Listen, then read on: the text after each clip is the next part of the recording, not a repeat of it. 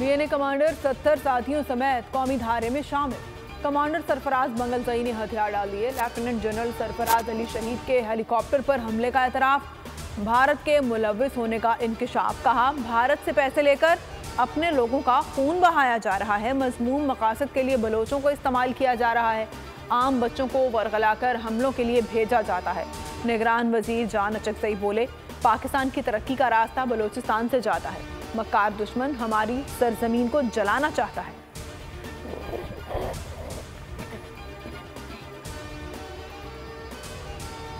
निगरान वज़ीर आज़म अनवारुल हक काकड़ का बीएनए कमांडर्स के सिलेंडर के वाक़े का खैर मकदम।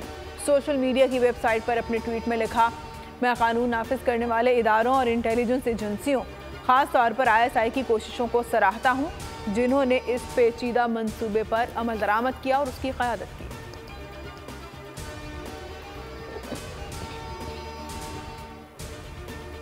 मुल्क भर में इंतखाबी अमल का आगाज। ज़बरदस्त जोशो खरोश। कौन कहां से इलेक्शन लड़ेगा, बड़े नाम मैदान में आ गए। नवाज शरीफ, आसिफ जरदारी, बिलावल भुट्टो, शहबाज शरीफ और मरियम नवाज ने कागजात नामजदगी हासिल कर लिए। शहबाज शरीफ, मरियम नवाज भी मुकाबले के लिए तैयार। बानी PTI 3 हलकों से इलेक्शन लड़ेंगे। अलीम खान कौमी और सूबाई दोनों नशिस्तों पर मुकाबला करेंगे। शेख राशिद शफीक ने NA 5657 से कागजात नामजदगी जमा करा दिए। 22 दिसंबर फॉर्म जमा कराने की आखिरी तारीख। 23 दिसंबर को इलेक्शन कमीशन उम्मीदवारों को फहरिस्त जारी करेगा।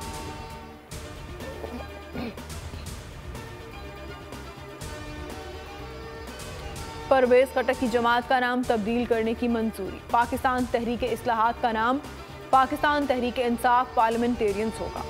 इलेक्शन कमीशन ने रजिस्ट्रेशन की मंजूरी से दी। 175 रजिस्टर्ड सियासी जमातों की फहरिस्त जारी। PTI का नाम साबिक पार्टी चेयरमैन के साथ शामिल। मुस्लिम लीग नून सदर शहबाज शरीफ के नाम से रजिस्टर्ड।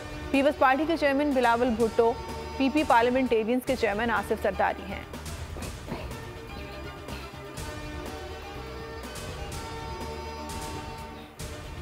आम इंतखाबात में सियासी जमातें ख़वातीन की 5% नुमाइंदगी को यकीनी बनाएं। ख़वातीन और मर्दों को यकसा मौक़े फराहम किए जाएं। जमातें वोट से महरूम करने का कोई ज़बानी मुआहदा नहीं करेंगी। सरकारी मुलाजिम सियासी जमात की हिमायत नहीं कर सकते। जमातें या उनके एजेंट कानून नाफिज करने वाले इदारों से ताउन करेंगी। जमातें मीडिया के खिलाफ हर किस्म की तशद्दुद से कारकुनों को रोकेंगी। इलेक्शन कमीशन का सियासी जमातों के लिए ज़ाब्ता अखलाक जारी।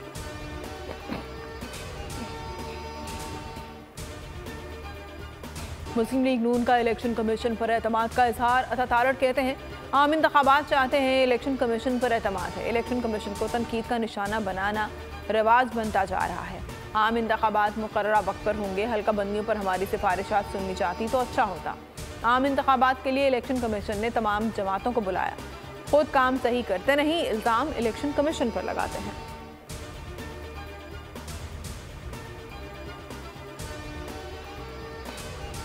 कागजात नामजदगी के लिए 3 रोज़ कम है, वक्त बढ़ाया जाए।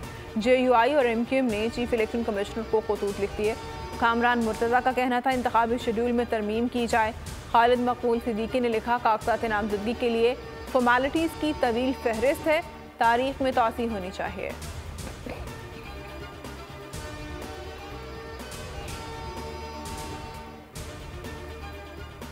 हल्का बंदियों के तनाज़ात से ज़्यादा ज़रूरी इंतखाबात का इनेकाद है। इलेक्शन शेड्यूल आने के बाद इंतखाबी अमल डीरेल नहीं किया जा सकता। सुप्रीम कोर्ट ने 2 टोक अल्फाज में वाज़े कर दिया।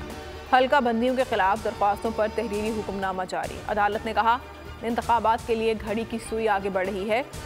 ताख़ीर से लाखों सियासी कारकुनान और वोटर्स के बुनियादी हकूक़ मुतासिर होंगे।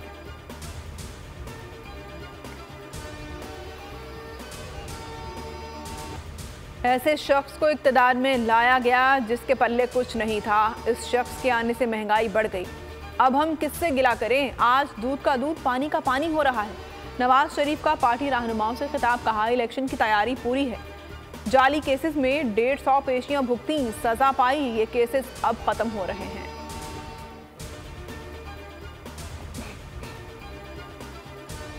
इलेक्शन होगा, जो भी हुकूमत आएगी वो हुकूमत इस निज़ाम को तब्दील करना चाहती है। कल को कोई एहतजाज में आकर इधर आपकी बिल्डिंग को आग लगा दें, क्या ये स्ट्रक्चर डिजर्व करता है जिसके पीछे इतनी इन्वेस्टमेंट हुई है? अगर ऐसे कोई करेगा उसको चंद कानूनी नताइज का सामना करना पड़ेगा। इलेक्शन 8 फरवरी को ही होंगे। किसी सियासी लीडर को किसी सियासी पार्टी ने जेल में नहीं डाला। निगरान वज़ीर-ए-आज़म के तलबा के सख्त सवालात का तहम्मुल से जवाब। अनवारुल हक काकड़ बोले, कानून हाथ में लेने वालों को नताइज का सामना करना पड़ेगा। जमहूरियत और हुकूमत को कारकर्दगी की बुनियाद पर देखना होगा।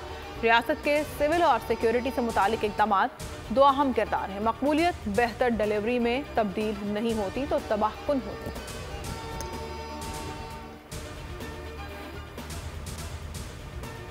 Bushra Bibi audio leaks case. Islamabad High Court की FIA और दीगर को दोबारा जवाब जमा कराने की हिदायत। PTA से भी आइंदा समात पर तफसीली रिपोर्ट तलब। अटॉर्नी जनरल ने अदालत को बताया, हुकूमत ने किसी को ऑडियो टेप की इजाज़त नहीं दी। अदालत ने रिमार्क से तमाशा बनाना चाहते हैं तो बना लें।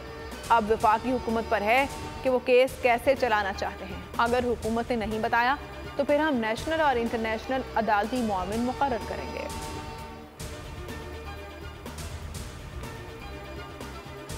लाहौर में साबिक चीफ जस्टिस साकिब निसार के घर पर दस्ती बम हमला। पार्किंग में खड़ी गाड़ी तबाह, गार्ड्स और मुलाजिम जख्मी। लाहौर पुलिस चाय वक़वा पर पहुंच गई। धमाके के वक्त साकिब निसार घर पर मौजूद थे। बोल से खुसूसी गुफ्तगू में साबिक चीफ जस्टिस का कहना था, ग्रेनेड हमला हुआ है, मैं और अहले खाना महफूज हैं।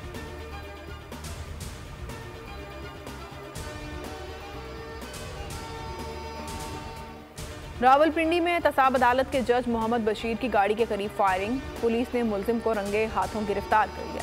तर्जुमान पुलिस का कहना है कि जज मोहम्मद बशीर की गाड़ी पर फायरिंग नहीं की गई। PAF चौक पर शायान नामी लड़का अपने अजीजों को जबरदस्ती साथ लेकर जा रहा था।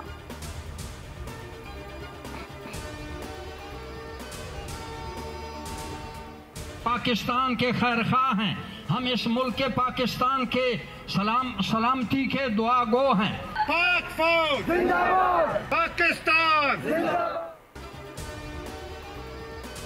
रियासती इदारों के खिलाफ जहर फशानी मुस्तरद। कोहलू में पाकिस्तान जिंदाबाद और पाक फौज जिंदाबाद के नारे। मुजाहरे में कबायली और सियासी रहनुमाओं की शिरकत। शुरका का अमन का बहाली पर सिक्योरिटी फोर्सेस को खराज तहसीन। रहनुमाओं का कहना था, किसी को इलाके में अमन खराब करने की इजाज़त नहीं देंगे।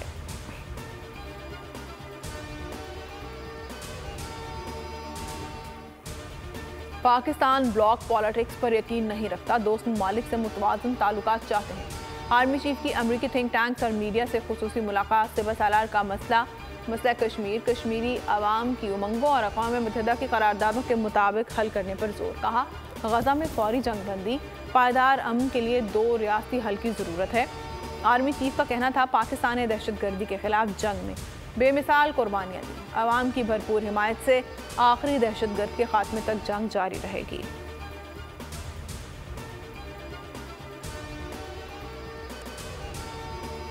गजा पर 75वें रोज भी इसराइली बमबारी। जनूबी गजा के इलाके रफा में अस्पताल के करीब बमबारी से मस्जिद समेत मुतादिद इमारतें तबाह। शुमाली गजा में जवालिया कैंप पर बमबारी से 46 फ़लस्तीनी शहीद, दर्जनों जख्मी। खान यूनिस में बमबारी से 2 अफराद शहीद हो गए। शुहदा की मजमूई तादाद 20,000 से ज़ायद हो गई।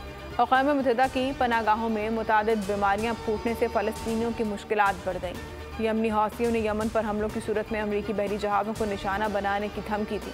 अक़वाम मुत्तहिदा में जंगबंदी की करारदाद जुमेरात तक मौक़ूफ़।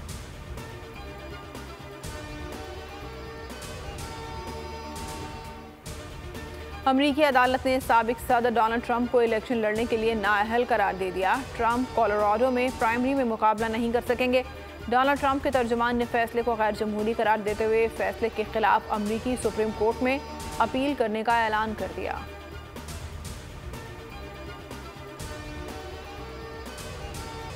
वनडे क्रिकेट पर एक बार फिर बाबर आजम की हुक्मरानी। ICC रैंकिंग में शमन गिल को पीछे धकेलकर नंबर 1 पोजीशन हासिल कर ली। रैंकिंग के मुताबिक बाबर आजम के 824, शमन गिल के 810 पॉइंट्स, विराट कोहली तीसरे, रोहित शर्मा चौथे नंबर पर बराजमान।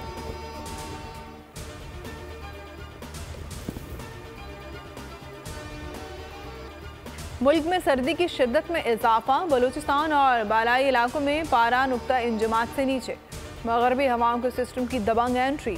जुमे और हफ्ते को बालाई और जनूबी इलाकों में हल्की बारिश की पेशगोई। दर्जा हरारत में मजीद कमी मुतवक्के। सिंध और पंजाब के मैदानी इलाकों में बदस्तूर धुंध के डेरे। मोटरवे मुख्तलिफ मुकामात पर कई घंटे बंद रही।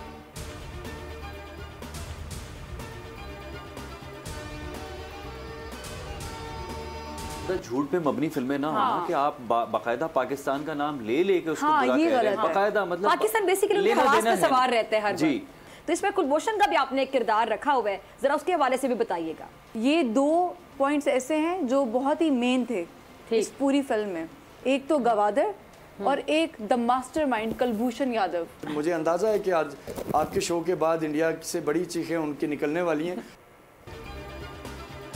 पाकिस्तानी फिल्म ढाई चाल की टीम बनी प्रोग्राम ऐसे नहीं चलेगा में मेहमान। इंडिया किस तरह पाकिस्तान में दहशतगर्दाना कार्रवाइयों में मुलव्विस है। फिल्म में रॉ एजेंट कुलभूषण यादव की पाकिस्तान में दहशतगर्दी को किस तरह नुमाया किया गया और फिल्म रिलीज होने पर इंडियन मीडिया किस तरह आग बगोला है, फनकारों ने आगाह किया।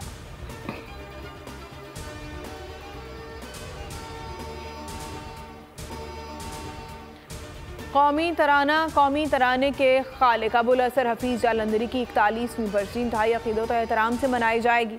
अभी तो मैं जवान हूँ अशार आज भी मकबूल।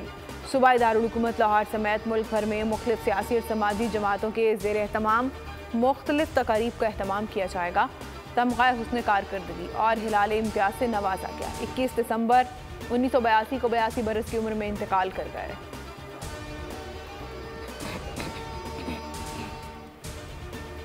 वो कहते हैं ना, नेवर स्टॉप ड्रीमिंग। तो बस अब ब्रेक हुई खत्म। इस बार सब कुछ नया होगा।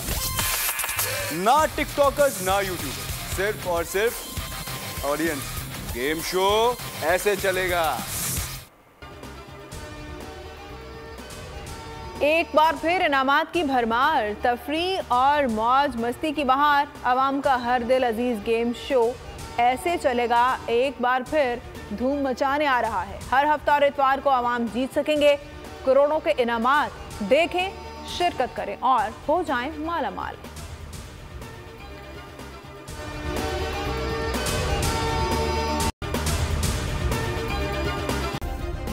सब्सक्राइब करें और बेल दबाएं ताकि कोई खबर रह न जाए।